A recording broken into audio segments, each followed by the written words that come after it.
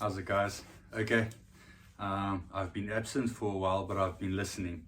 So I've been trying to figure out how to get good lighting in the videos. Although I believe in a good honest review and unboxing video, you guys should be able to see what the product looks like. So I have invested in some studio lighting equipment in here. Let me know if this is better.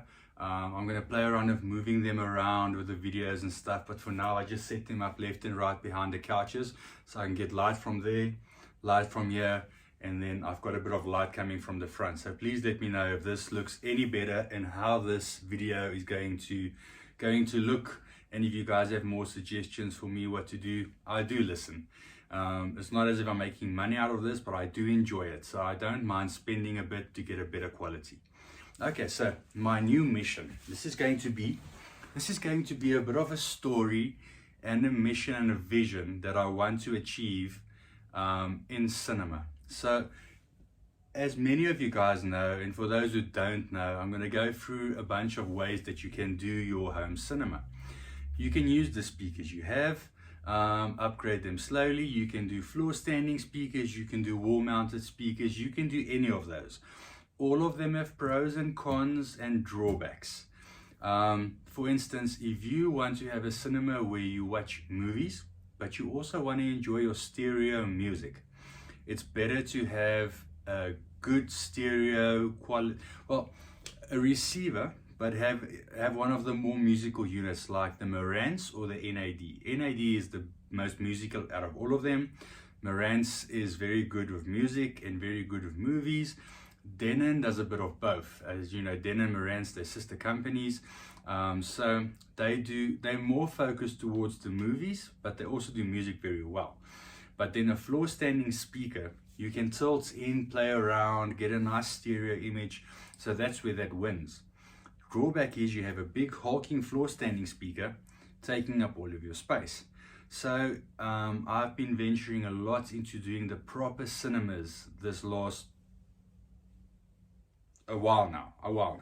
So we finished MK Cinema again now on Friday, and they are just ridiculously good. Problem is they are also ridiculously expensive. Today we have the clips, the LCRs, the new 6000 series. Now these are still expensive. They price the same as the clips front stage. But what I want to do, bear with me, when you are doing a movie setup, this is the way to go, or the M&Ks are the way to go. Just the way they do it, the way they sound, the output they can give. A conventional floor standing speaker just can't do that. These are THX designed speakers. They are made for movies. Drawback on them, they're not good on music. You can listen to surround sound music, but you're not going to get a good stereo listening experience. So you need to decide what you want to do. But I still think that most people want a cinema than a stereo setup. So my mission with this, I want to try and do a THX system on a budget. So where I'm not going to skimp is on this, the front stage, the important stage. They are going to be THX 600 series. I want to give a big shout out to Homation. They did not sponsor these, I had to buy them, but they did help me out a lot in this whole quest to find what I want to do. So what I want to do, this is going to be my front stage. I already have the room behind me set up as the THX room. So in there now is the reference Premiere 8000s and the 600 center. Those are going to come out. This is going to be the front stage. The subwoofer in there, I want to see if that can work. I am a socks and shoes matching type of guy, so I want to try use a Clips sub. So it's the SPL 150. I do think I can integrate it to a point where it's going to give you the impact and the sound and none of the boominess. If I need more, which I think I might need more to keep up with these bad boys, I might need 2 of them. But before I venture down that road, I might look at SVS if that does not work, or even Velodyne. I will see when we get there. But the focus here is going to be on bang for buck.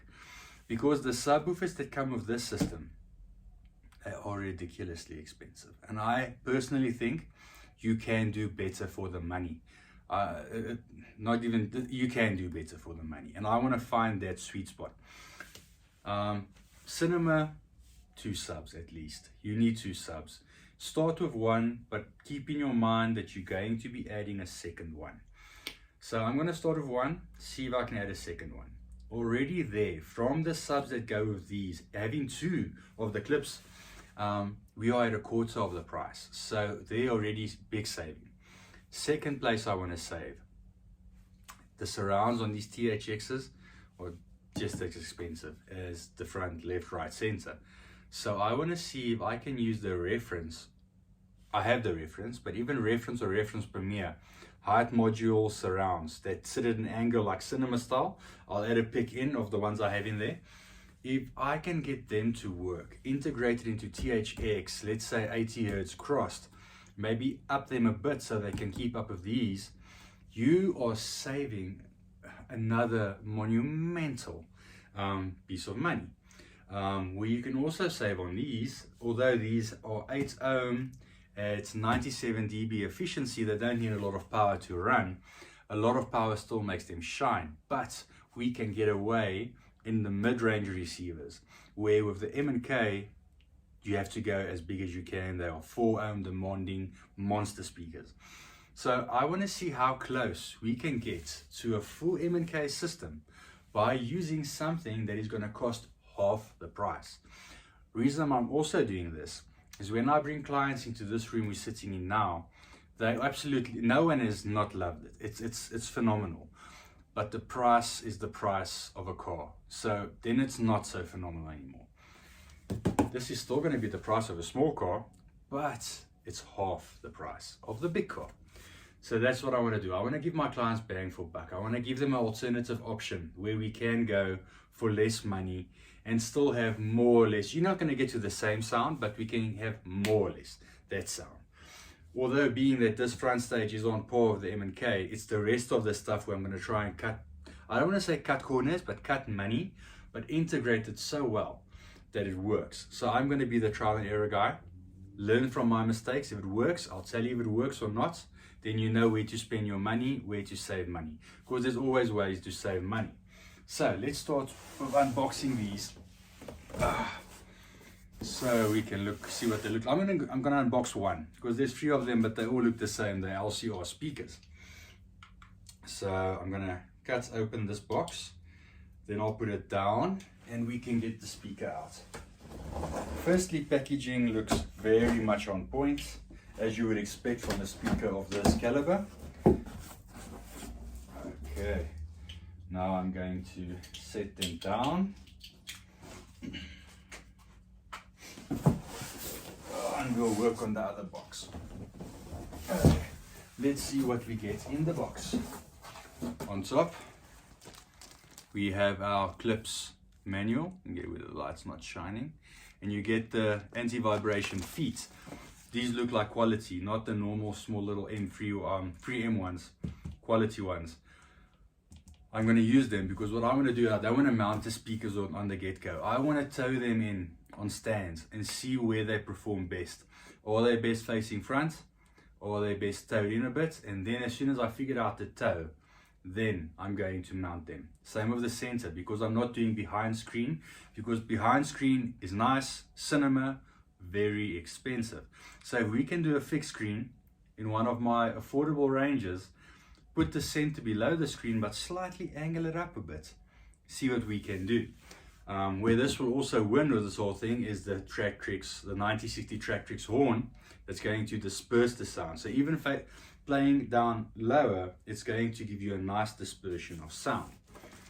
So you also get the rest of the range in here, 6000, 5000, 5000S, and then the THX 1200 subs that I said we're going to try and eliminate because they're too expensive. Okay, let's take this. I've got this whole very nice top packaging. That's not going to damage. And then the speaker. And it's not a small speaker. It's actually much bigger than I thought it was going to be. This is a big THX speaker. These are proper, man. These are proper. I was expecting them to be much smaller. These are about twice the size of the M&Ks. It's on its side. Let's flip it. Yes, and it's heavy. Proper knock test. Listen to that. Dead MDF construction. And it's finished in this, I'm going to take the grill off. No, it's not magnetic. That's a pity. I thought they're going to be magnetic. But they are of a high quality pin type connection. I'll put them back and see how well this is for.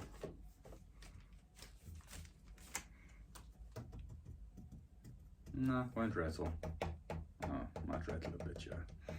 I'll see. Luckily, these aren't going to be playing major bass. Because this THX system, we do cross at 80 Hertz. Okay, what I wanted to show you is on top, it's got this sort of a heavy industrial look as you would get with stuff like this. Won't damage easily. In front, we have two 6.5-inch cerometallic drivers, Clips drivers. And then we have the 9060 THX horn. Let's see if we can tilt the light. You can see in there. You can see it a bit. See there. So that is a titanium tweeter, a 1-inch compression driver. I don't know how close that is to the titanium vented on the reference Premiere. I would think this is much higher output because it's designed to give you insane output levels. These are what, rated 120 or 200 watts max, but 600 watts continuous peak power. So you can feed these huge power. Not that they need it. 97 dB efficiency. I'm going to be running them on the Denon 6700. Should run this system like a breeze. Okay, so what else do we have? Let's turn it around. You guys see everything? I see it's a ported slot port. So it's weird to see a THX speaker actually have a port. I think it's to have better bass response, because I read these actually do 47 Hertz, and that's quite low for a THX speaker because there's no need to really go below 80 or 60 Hertz. But if you do want, you can. So you can set these up to have a bit of a deeper, when you like, you know, Morgan Freeman or who's got a Vin Diesel, you get that, of Mufasa, you get that raw in the voice. So that's why you would want to set it a bit lower if you're going to want to get the more natural deepness instead of relying on the subwoofer. But I'm going to be doing 80 Hertz, and I'll play around, might do 60, but 80 is for me rule of thumb. At the back, we have dual binding posts. This is very weird on a THX speaker. Normally it's like straight power, but just so you can bi-amp these, so you can send some of the power to the tweeters and some of it to the mids. Can you see it nicely there? Here we got our posts to mount them to the wall. I'll check now the bracket that's in the box. I hope they supply a bracket, but I believe they will. Up here we have THX 600 LCRL, Independence 8 ohm, and I see they even signed. So they even signed. That's very cool. Max power output 150 watts, but you can feed them much more. These are just guidelines. What else is interesting in here? Registered in the USA, through the world. I wonder if these are still Indianapolis, USA. I'm not sure if these are actually still made in the US or they've also outsourced to China. The build quality looks very much on par, so they might even be still made in the US, because I know Miller and Crystal, M&K, they still make their speakers. They have not outsourced. Their cheaper speakers, they have outsourced them to be made, like the smaller ranges, but it still goes back to be quality checked. So they sort of keep their quality on par. Many of the companies are sort of outsourcing to China all the way. Which I'm not a big fan of, but it is what it is. Let's not get into it. Okay guys, so that is it. This is the 600 THX LCRs. Very pretty. I'm not a big fan of the silver driver, but we'll be using the cover. But I think if this was a black driver, you would have been able to sort of leave it open and display your speakers. But definitely this grill is going to be back on. On the front you have the clips, THX. Can you guys see? And that goes on with the pins. Okay guys, so I'm going to keep you posted. This will be video one of a few parts. I don't know how many parts I need, because I'm going to play around.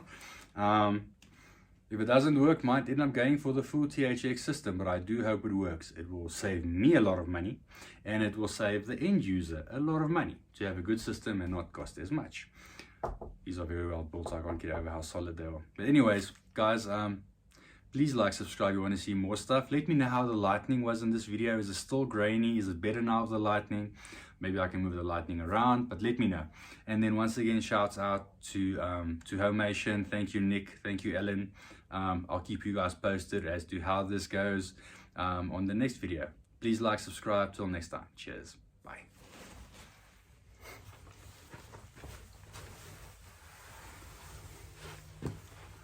How's it, guys? Let me sit to the side.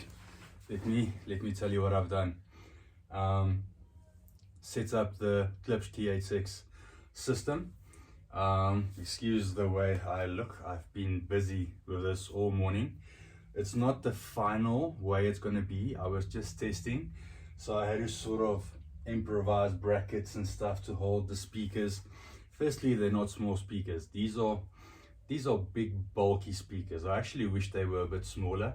So you have to plan to where you're going to put them. While we are on any negatives, the biggest negative for me was, sorry, there's a little thing on there and it's irritating me. There we go. Biggest negative. Remember we were talking about the brackets and the holes in the back of the speakers? No brackets supplied. How do you do a on-wall THX premium speaker and you do not supply a bracket? So what must you now do? Fabricate one? It's daft. I don't know why they did that. So luckily I'm handy and this is what we do. So I'm going to add some pics in of how we did this, how I mounted it, and what plans I could make. Many plans you can make, but if you don't expect to be making plans at this price point. My one thing was on the M&K system that they did not supply the bit to fit the speaker to the wall, but at least they gave a bracket. It's a complete solution. Here there's just no solution. There's your speaker, make it work. So that was my first big one, but that is also that and the size of the actual speaker. I'm going to add some pics, you can see them. There's one is on the cabinet and the other one's mounted there. They're big hulking speakers, man. So you need to, I think optimal for this will be behind screen. I don't have that luxury because my space is limited. I thought about bringing this screen out, but then I'm going to become too close to the projector. I'm not going to be able to 120. And yeah, so my space is very limited. So I had to make this work. Sound quality, it's brilliant. This system really is brilliant. And I thought it's going to take a lot of work to get them to integrate with the reference speakers. Once or twice calibration, playing around a bit. So what I had to do is, because as you calibrate, you can hear that your front stage, the output on them it's immense. And then as soon as you get to the reference speakers and the ceiling speakers, they're much lower.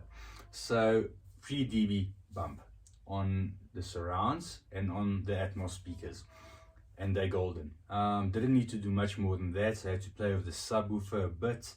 But yeah, the system works. So I'm going to put a list there of pictures of everything I'm using here. Subwoofer is the SPL 150, the 15-inch.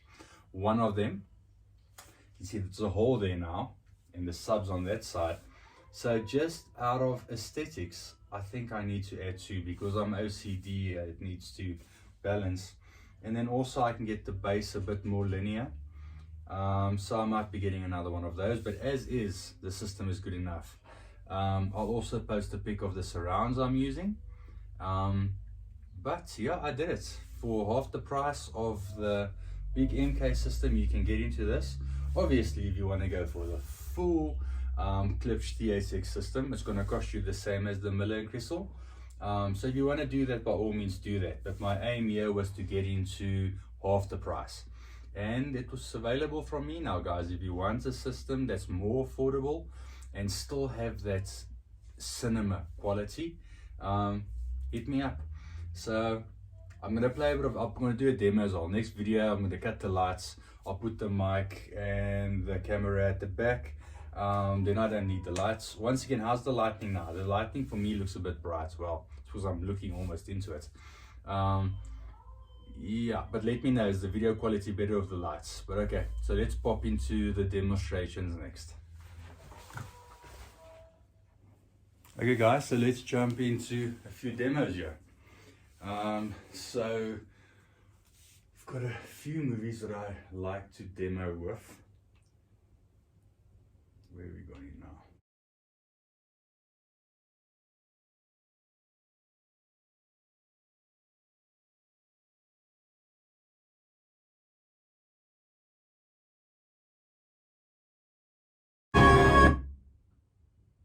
Don't know how that comes across, guys, but it sounds absolutely epic.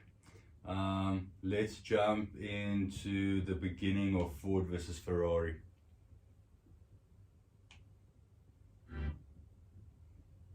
See if you can hear the cars pan around.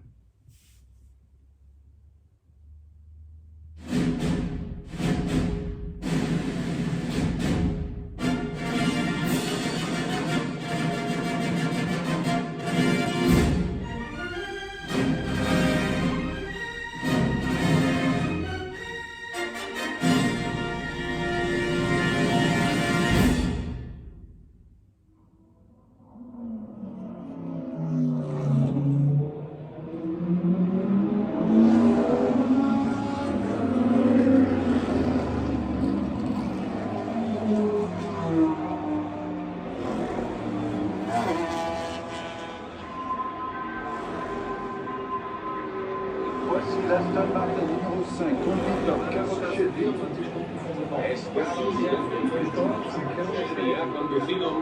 This is live coverage of the 1959 24 Hours of Le Mans. We've reached the halfway point and so far witnessed Aston Martin number 5, driven by Carol Shelby, making great gains in the last hour. If he keeps this pace up, he could have a chance at the...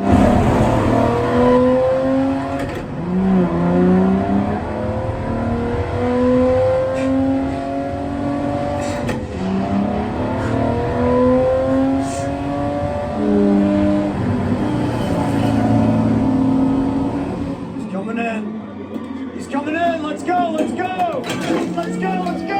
I know you're tired, but come on, let's make this fast! Move, move, move! He's running a little hot, watch it! Let's go! You show me, feel like it! Get the girl off me, off! You okay? Feel the tank! Shelby, you just... Am I on fire? Am I on goddamn fire? No, you're not on fire. Fill the tank. Fill the tank. Where am I, Eddie? 2 laps up, my friend. Where's yours? Go get him.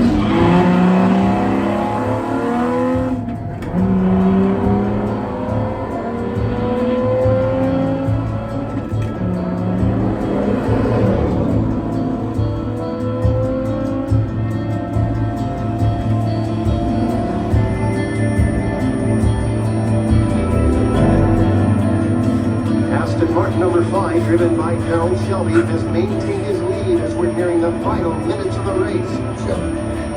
The checkered flag is out. The crowd are on their feet. Shelby. Takes the title. An American wins Le Mans. Shelby. Carol Shelby. What? This is something you can't ignore anymore. Oh, I take the pills. Pills. Hey Google, cinema light on.